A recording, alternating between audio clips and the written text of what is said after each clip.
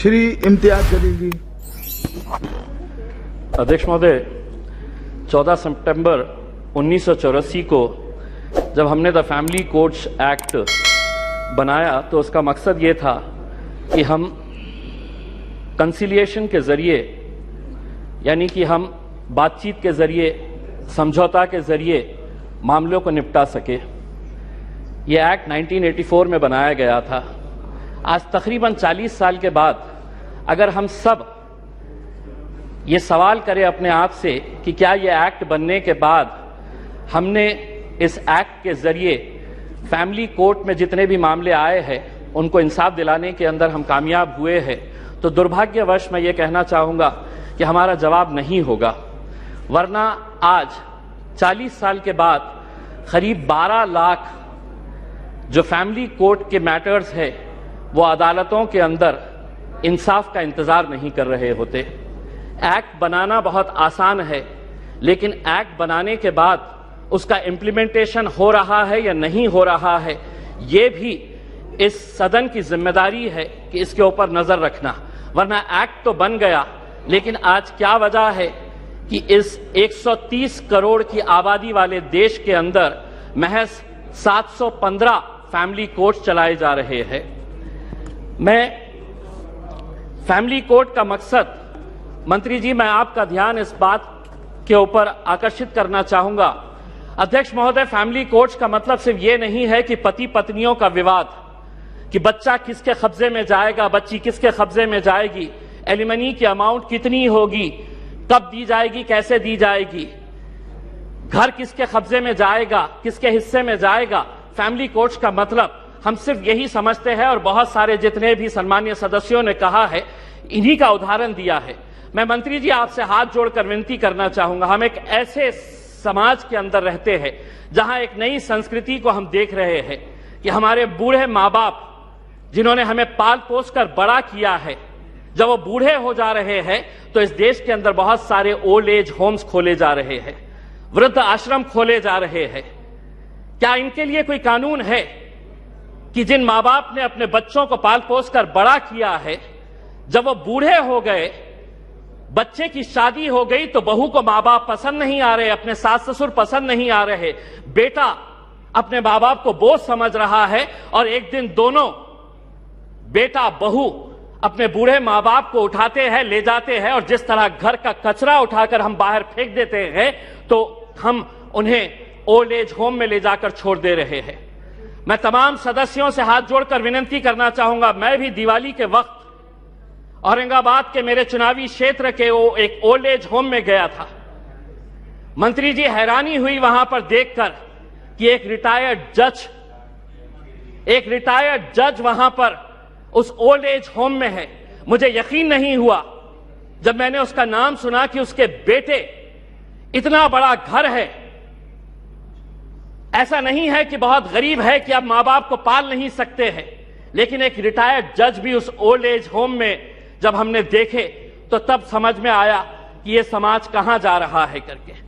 तो ऐसे लोगों के लिए क्या कानून होना चाहिए? फैमिली कोर्ट के जरिए पति पत्नियों का विवाद तो जो है ये जिंदगी भर चलता रहेगा, इन्हें भी इंसाफ मिलना चाहिए, लेकिन वो बूढ़े मां बाप कहां जाएंगे? फैमिली कोर्ट के अंदर कुछ ऐसा सेक्शन लाया जाए कि जो बेटा अपने मां बाप को कूड़ादान समझकर, कचरा समझकर ओल्ड एज होम में डाल रहा है, उसे अखबार के अंदर एक नोटिफिकेशन अपनी तस्वीर के साथ, अपनी फोटोग्राफ के साथ उस अखबार में उसे यह नोटिफिकेशन देना होगा कि मैं अपने मां बाप को ओल्ड एज होम में डाल रहा हूं। ऐसे बच्चों को समाज के सामने हमें खड़ा करने की जरूरत है।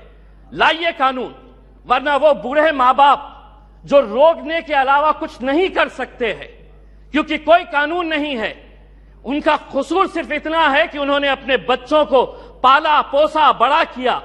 पूना में किसी ओल्ड एज होम के अंदर जाइए, ज्यादातर वो परिवार के बूढ़े मां बाप मिलेंगे कि जिनके बच्चे इंजीनियर हो गए, इंजीनियर होने के बाद वो यूएस में पैसा कमाने के लिए गए, पैसा कमा रहे हैं, लेकिन मां बाप के लिए एक कमरे का घर नहीं है तो ओल्ड एज होम में लेकर जाकर छोड़े। ये एक संस्कृति हम डेवलप कर रहे हैं। फैमिली कोर्ट्स के जरिए मैं मंत्री जी आपसे यह अनुरोध करना चाहूंगा कि आप कुछ ऐसा कानून इन लोगों के लिए भी लेकर आइए जो बच्चे अपने मां बाप को आज यहां पर ले जाकर छोड़ रहे हैं।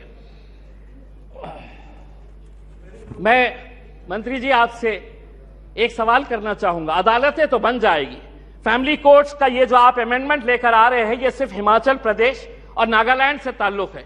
बहुत सारे जितने भी सम्मानीय सदस्य हैं उन्होंने यही कहा है कि justice delayed is justice denied. Nagaland का एक्ट कब बना था? नागालैंड का एक्ट 2008 के अंदर बना है। अगर यहीं पे अगर हम इतना डिले कर रहे हैं कि पुराने फैसले जो विदाउट पार्लियामेंट के पास किए गए हैं, आज अगर इतने सालों के बाद हम ये अमेंडमेंट लेकर आ रहे हैं कि नागालैंड के 2008 के बाद जितने भी जजेस ने फैसले दिए हैं रेट्रोस्पेक्टिव इफेक्ट से हम इसको आज के दिन पास कर रहे हैं, यानी कि गलती अगर हमारे पास से ही हो रही है तो हम उन अदालतों से कैसे इंसाफ की गुहार लगाएंगे? अदालतें एक्ट बनाना बहुत आसान है। मैं मंत्री जी, आप कुछ दिन पहले औरंगाबाद आए थे, वहां पर आपको लॉयर्स एसोसिएशन ने एक मेमोरेंडम दिया है। अगर से महाराष्ट्र की अदालतों की अगर हम बात करते हैं, 91 सैंक्शन पोस्ट ऑफ हाईकोर्ट जजेस है। अध्यक्ष महोदय, 91 पोस्ट ऑफ हाईकोर्ट जजेस है, उसमें से महज 56 जजेस है, यानी कि वैकेंसी आप देख लीजिएगा कि तकरीबन 40% वैकेंसीज है। अब मैं आपको अंदर की बात बताता हूं। हाईकोर्ट के जजेस जब अपॉइंट किए जाते हैं तो सुप्रीम कोर्ट का कॉलेजियम इसे डिसाइड करता है। यह पूरा सुप्रीम कोर्ट के कॉलेजियम ने अपना रिकमेंडेशन दे चुका है। क्या वजह है कि सरकार ने इसे इतने सालों से रोक रखी है? क्यों नहीं आप अगर ये मानते हैं, सभी लोग कह रहे हैं कि पेंडिंग केसेस है, तो सरकार की क्या मजबूरी है कि हाईकोर्ट के जजेस जब सुप्रीम कोर्ट कॉलेजियम ने रिकमेंडेशन भेज चुका है तो सरकार क्यों रोक रही है? हम भी जानते हैं, विपक्ष अच्छी तरह से जानता है कि क्यों रोका जा रहा है करके, लेकिन आज जब आप जवाब देंगे तो हम उम्मीद करेंगे कि आप इन फैमिली कोर्ट्स के अलावा, क्योंकि आज आप एक्ट तो अपने आंकड़ों के जरिए पास कर लेंगे, लेकिन सिर्फ इमारत बनाने से इंसाफ नहीं मिलेगा। उस इमारत के अंदर उस कुर्सी के ऊपर बैठने वाले, ये सदन कोई मायने नहीं रखता है अगर वो ये स्पीकर की कुर्सी खाली रही तो। वो स्पीकर की कुर्सी जितनी महत्वपूर्ण इस सदन के लिए है, उसी तरह अदालतों के अंदर जजेस की कुर्सी भी बहुत मायने रखती है। लेकिन अगर आप ये मानेंगे कि नहीं, इतने करोड़ केसेस पेंडिंग है, तो कौन उसका निपटारा करेगा? आप ही करेंगे मंत्री जी, आप ही को करना है। और अगर सुप्रीम कोर्ट कॉलेजियम ने अपना महाराष्ट्र के जजेस का रिकमेंड कर चुका है तो सरकार उसे क्यों रोकी है, इसका जवाब भी आपको देने की जरूरत है। आपने एक ट्रिपल तलाक का कानून लेकर आए थे, इसके जरिए यह भी फैमिली कोर्ट का मैटर है। मैं आपसे पूछना चाहूंगा, उस वक्त जब ट्रिपल तलाक का मामला आया था तो बहुत सारे लोगों ने चीख चीख कर कहा था कि हमें मुस्लिम बहनों के साथ इंसाफ करने की जरूरत है। आज वो फैमिलीज भी आपसे पूछना चाहती है, ये एक्ट आपने बनाया आंकड़ों के जरिए, हमारे विरोध होने के बावजूद आपने एक्ट बनाया। अब आपकी जिम्मेदारी है ये बताए कि एक्ट बनने के बाद कितनी मुस्लिम बहनों को आपने इंसाफ देने का काम किया है, ये उम्मीद करते हैं। धन्यवाद। Thank you. Shri Rajiv Pratap Rudy ji.